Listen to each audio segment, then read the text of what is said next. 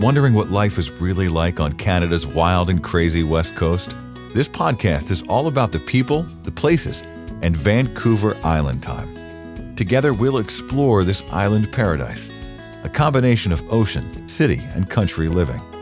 We'll meet the fabulous locals such as the Fudge Fairy and the Chicken Lady, who have chosen Victoria and Vancouver Island as their home. And we'll learn what makes this place unique and special to those who live here. And now, your host of Vancouver Island Time, Jane Johnston. Hi everybody, it's Jane Johnston with the Briar Hill Group at Remax Camosun, host of Vancouver Island Time. I'm here with Daniel Bouchard with Esquimalt Eco Tours. We're going to be talking about the Esquimalt area as well as his business, which is on the water, obviously. So we're on your boat right now. How long is your boat? The boat is 25 feet. Okay, and where are we right now? We're at the last finger of the dock for the Marina. West Bay Marina? West Bay Marina, indeed. So this is kind of a unique environment because we have sailboats, we have powerboats, and then we also have houseboats. That's right, and a lot of the sailboats also are liveaboards. Oh, really? Yeah, there's a big liveaboard community here also. And are they like permanent, or do they come and go, or are they usually living elsewhere as well? Seems to be very much permanent. From what I can see, nothing's moving very much. Everybody's very calm and living here and enjoying it. Huh. So, how long have you lived in Victoria? Since summer of 2018. Okay, and where did you move from?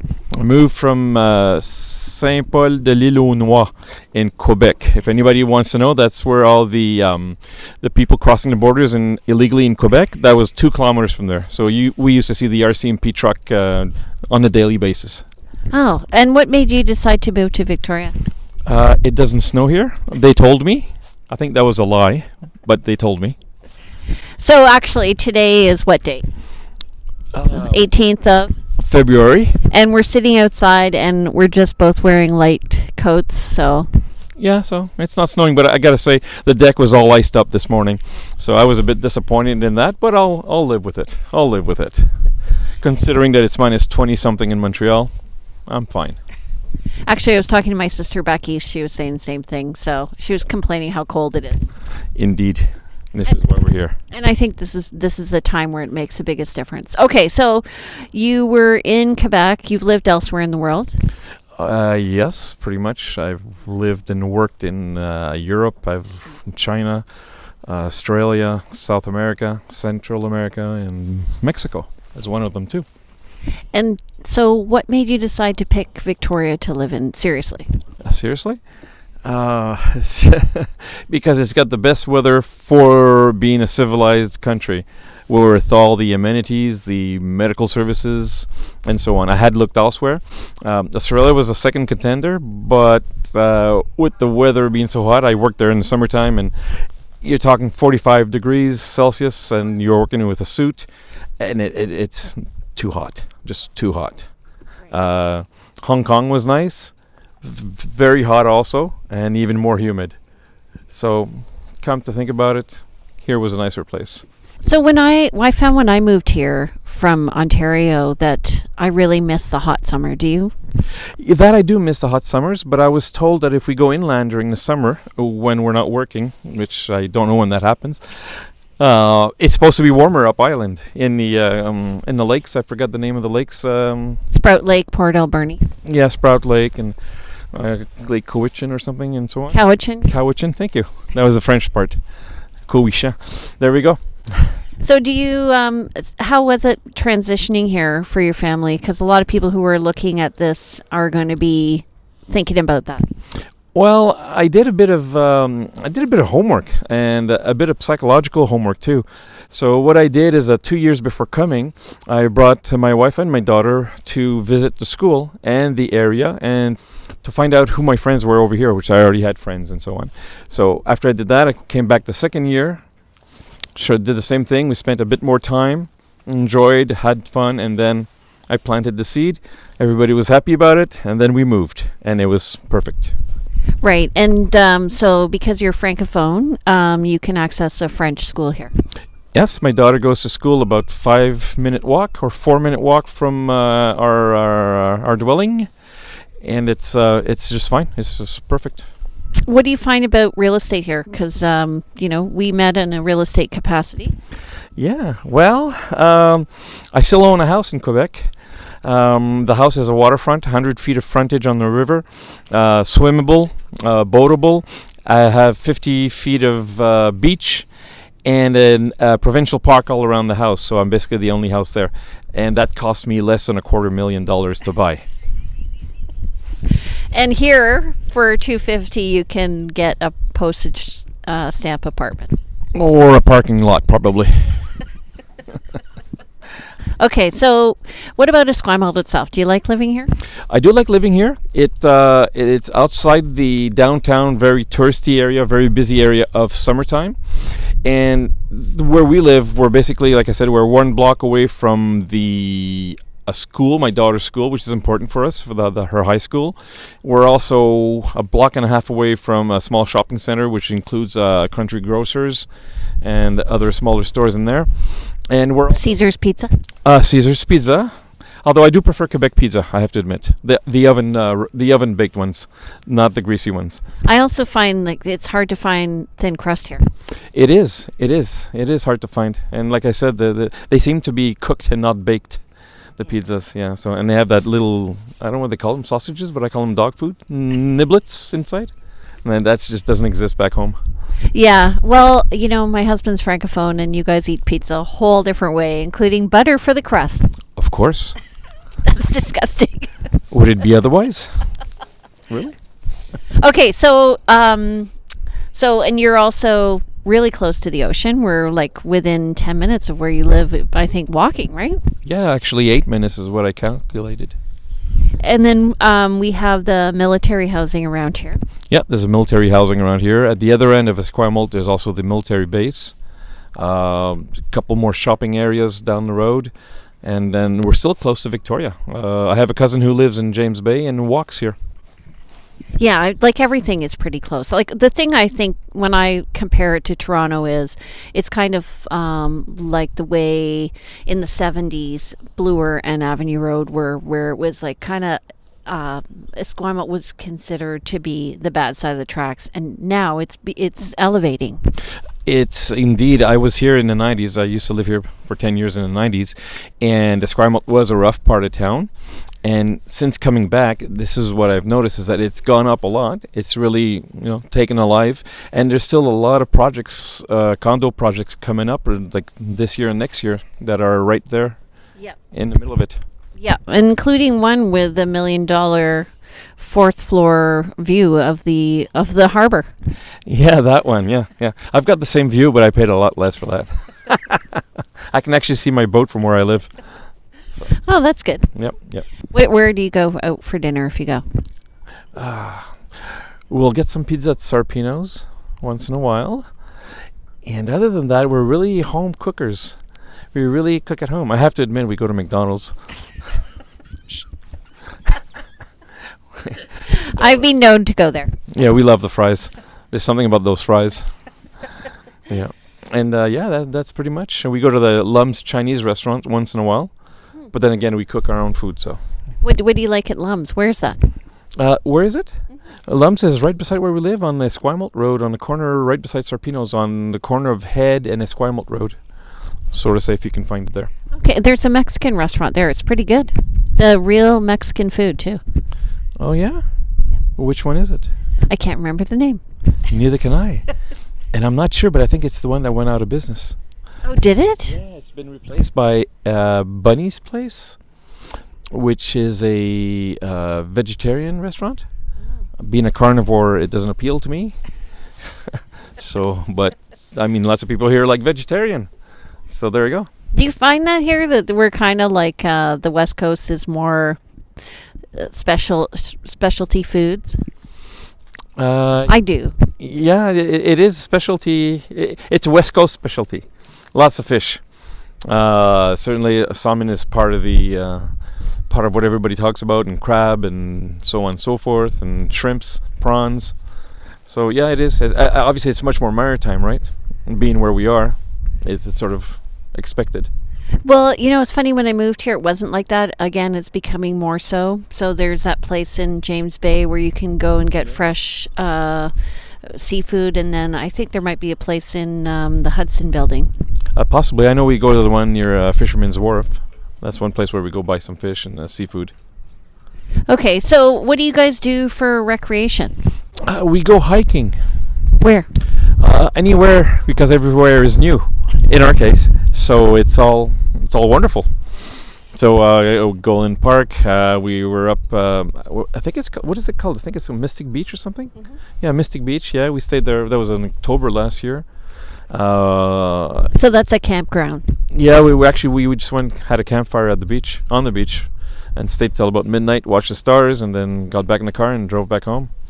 Otherwise, Sax Point is a little afternoon walk, 15-minute walk from where we live, and Sax Point is absolutely amazing. Do you take the West Bay Water Walkway downtown?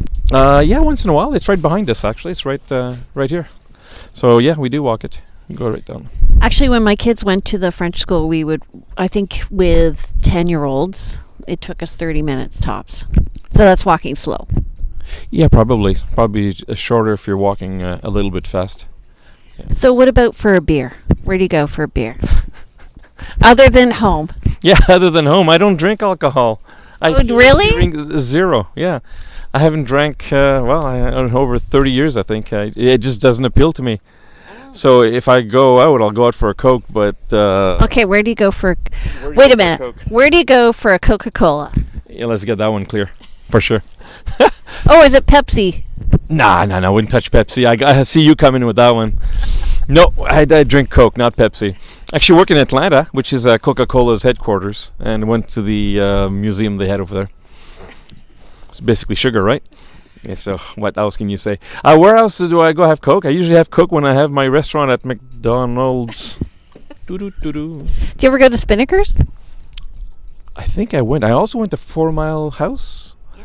And the one that's down Tilcombe Road, right before the bridge. Oh, the Greek restaurant. No, after that. Or is it after that? It's a pub on the right side. The Gorge Point pub. Yes, the Gorge Point pub. Been there. That was nice too. Yeah. Potato skins were nice, and so on and so forth.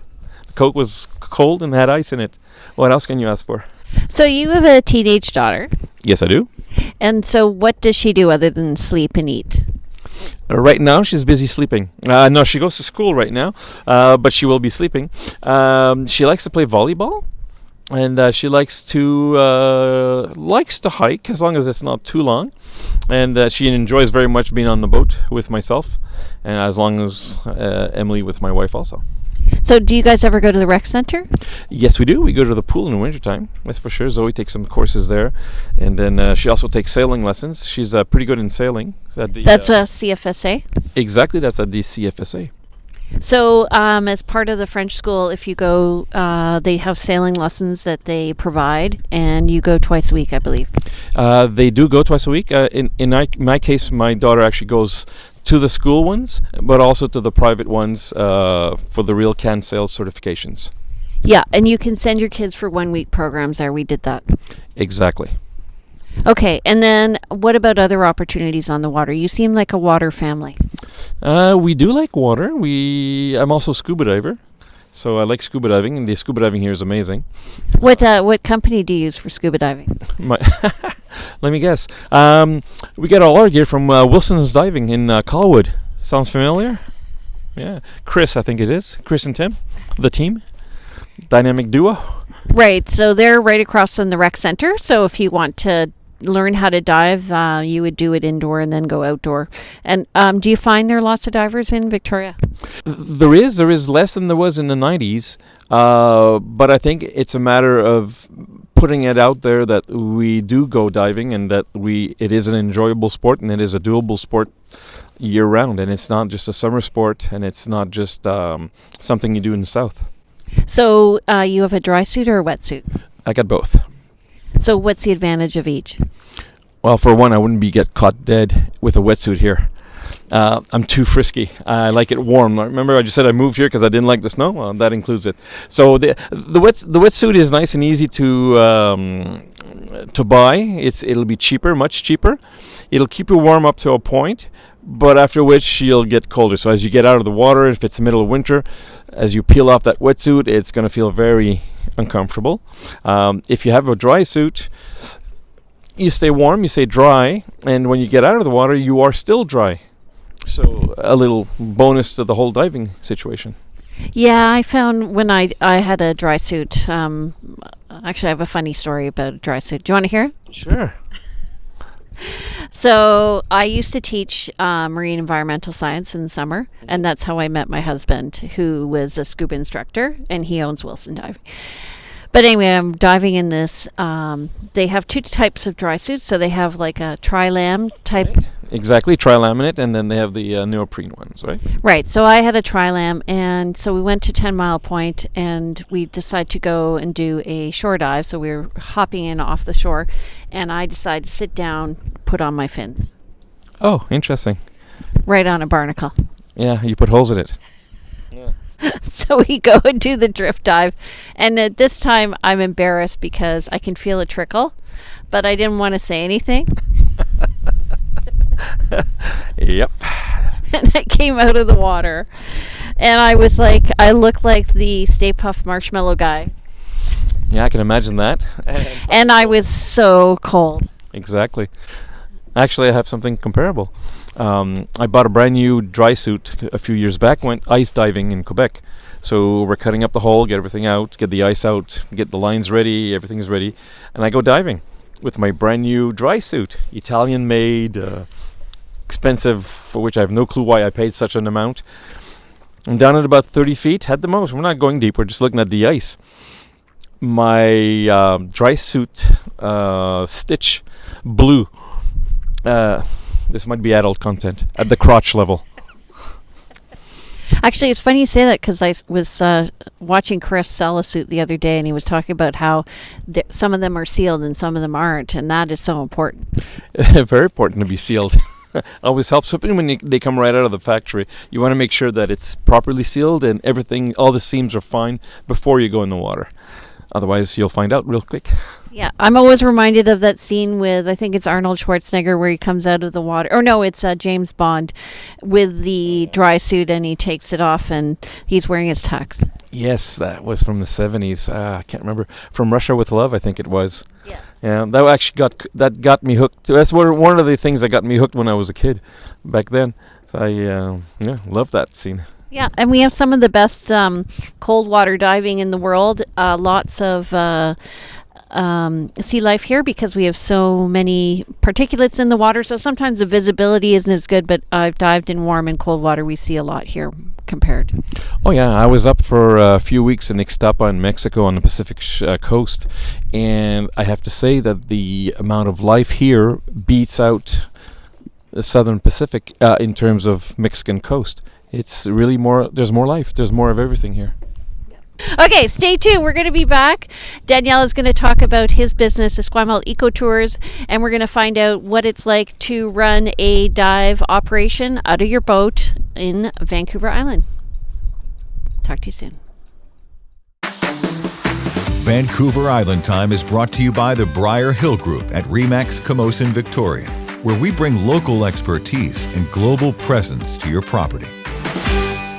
Hi, everybody. It's Jane Johnson with the Briar Hill Group at Remax Camosun, host of Vancouver Island Time. I'm back here with Daniel Bouchard with Esquimalt Eco Tours. Exactly. First of all, you moved here in 2018, right? Correct. Okay, and then one of the things you purchased was a boat.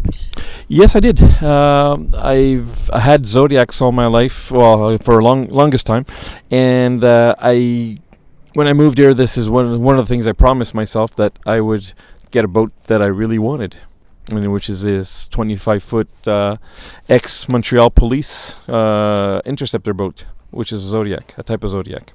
Okay, so you, when you moved here and you decided, do you find, first of all, that I find a lot of people here in Victoria operate a number of businesses? Yes, there is. That's I guess that's the beauty of a capitalist economy and having our freedoms that we do have, so be able to do what you want. So you find, first of all, who's your ideal clientele for this boat?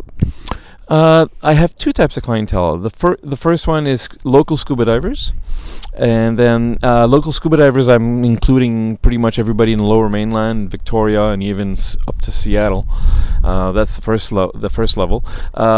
Second type of clientele is for the whale watching, or actually I prefer to say wildlife watching. The reason for that is I think the southern resident got a hard time with that one. Southern resident killer whales or orcas? Exactly. That was a tongue twister. They're down to 73 people or Whales. Yeah, exactly. So if they're going to keep on survival, having 50 boats around them 24/7 almost is not exactly a good situation. So we focus our tours more on the wildlife and area. If we see whales, perfect. If we don't see whales, we've got tons of other things to see. We've got sea lions, we got harbor seals, we got eagles, tons of stuff. I've even seen a bunch of salmon swimming by under the boat. We were out yesterday. We saw the porpoises. We have about 50-60 porpoises all swimming around our boat. So there's tons of life to see and to experience. So we're here in West Bay Marina in Victoria. What area do you cover with your boat? The boat is equipped for pretty much long distance. I can go all the way up to Vancouver if I want with the full tank. So I try to keep it anywhere between Sydney to Souk in terms of whale watching and so on, and all the way up to the American border in the south, and maybe the San Juan Islands should we need to go. So tell me about what happened the other day when you took the boat out to the border. We actually stopped at the southernmost end of the border for the United States and Canada.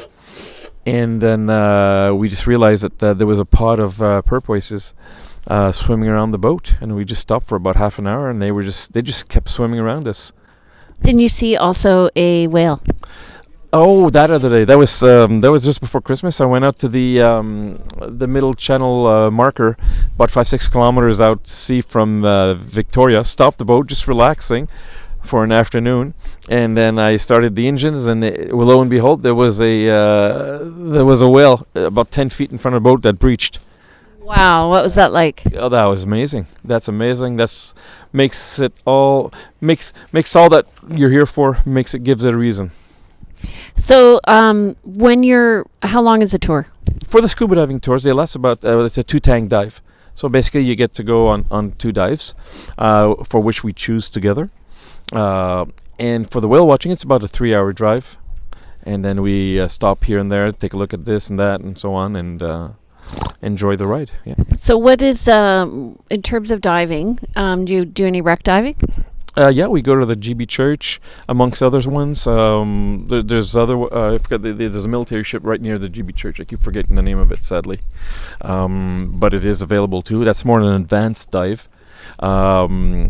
But yeah, we're pretty much open. We went to the 747 in Chemainus also. A plane that was sunk. Yeah, 747. Boeing 747 that was sunk for diving enjoyment, which was, very popular for divers. What do you think about the quality of people who are coming here to dive? Are they newbies or are they experienced, and how are they comparing their dives here to elsewhere in the world? There's a little bit of newbies. The newbies will be coming from the local dive shops for certifications and so on and so forth. But most of the people that come that are not newbies are going to be usually certified advanced divers with a dry suit certification. They enjoy it. People enjoy the big animal encounters. If I take them out and go dive with the sea lions or the seals and so on, they just love that. That they completely enjoy it totally. and it is a special place because, like I said, the life underwater is quite amazing compared to lots of places. It actually competes. I've dived everywhere.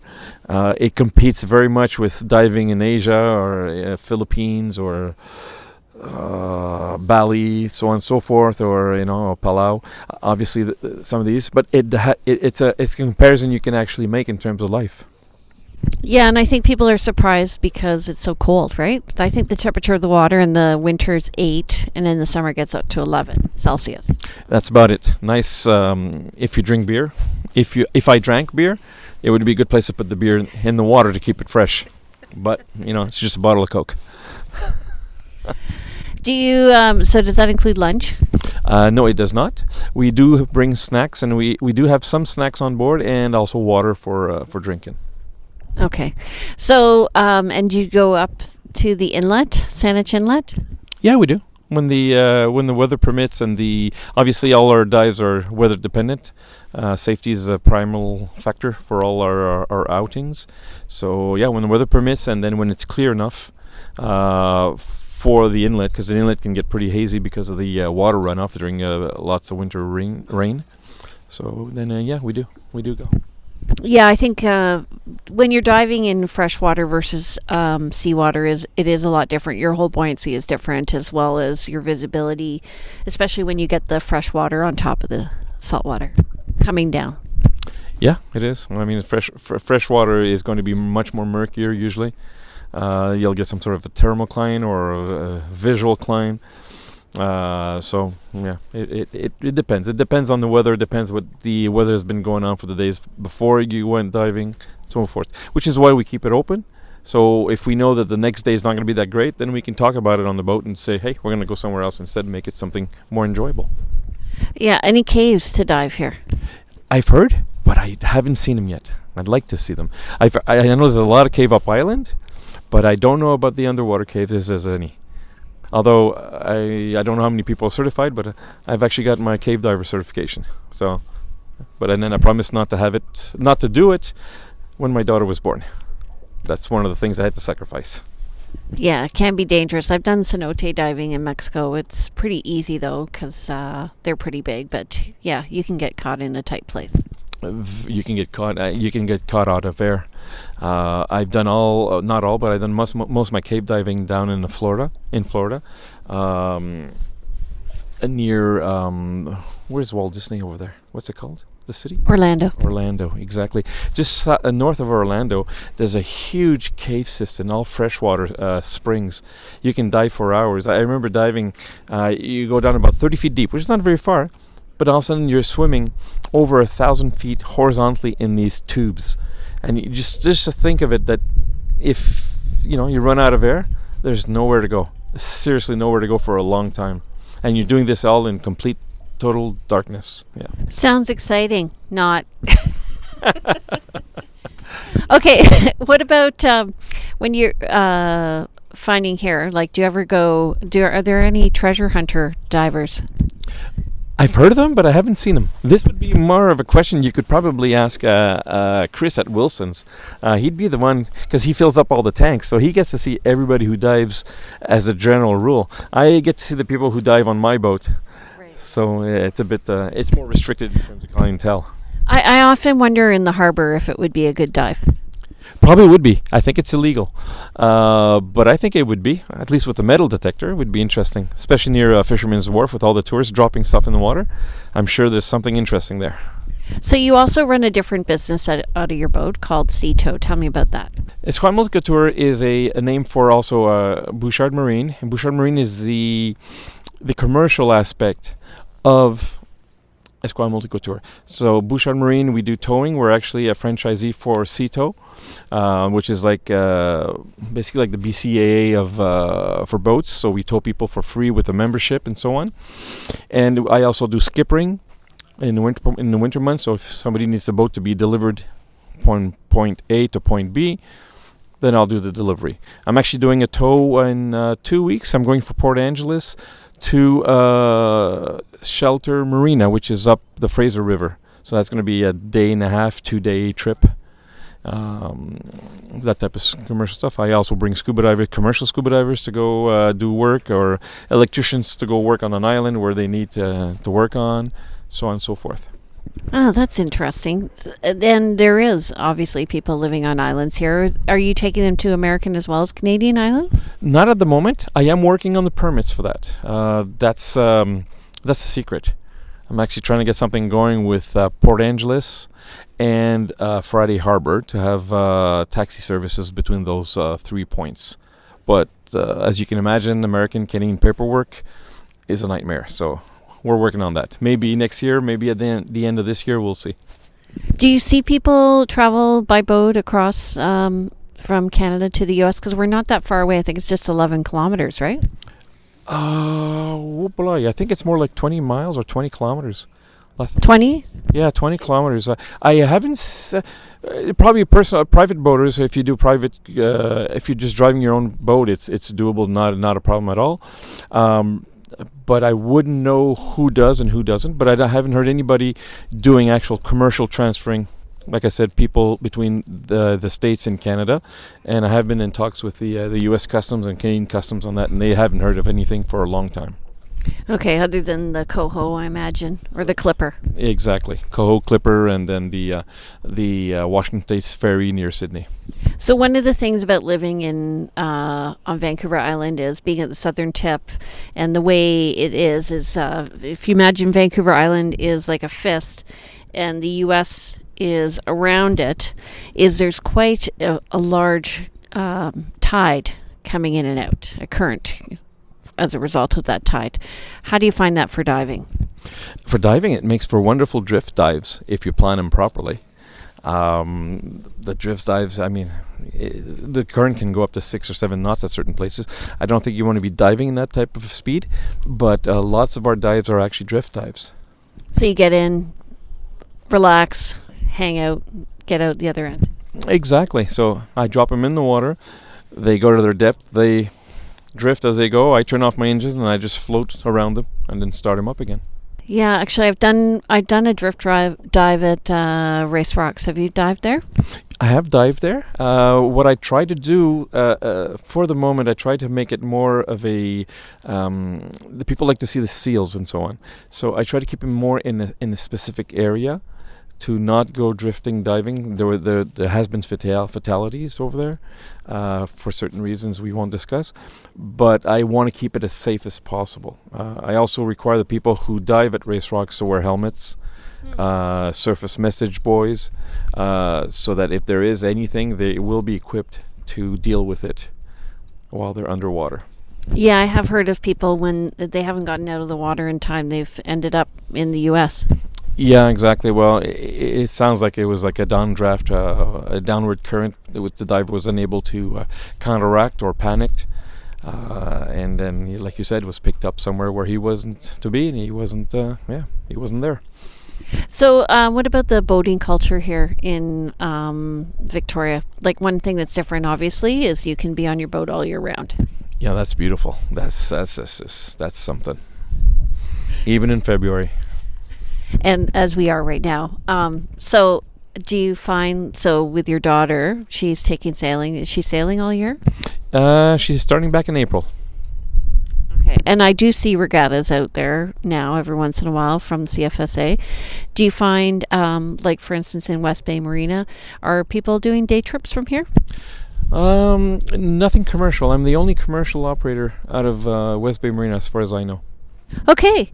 Well, and if people want to get in touch with you, how do they do so? They can go to esquimaltecotours.com or call at 778-535-7744.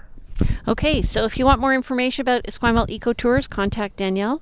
If you want more information about Esquimalt itself, contact me. I'm Jane Johnston with the Briar Hill Group at Remax Esquimalt. Take care, have a great day, and welcome to the neighborhood.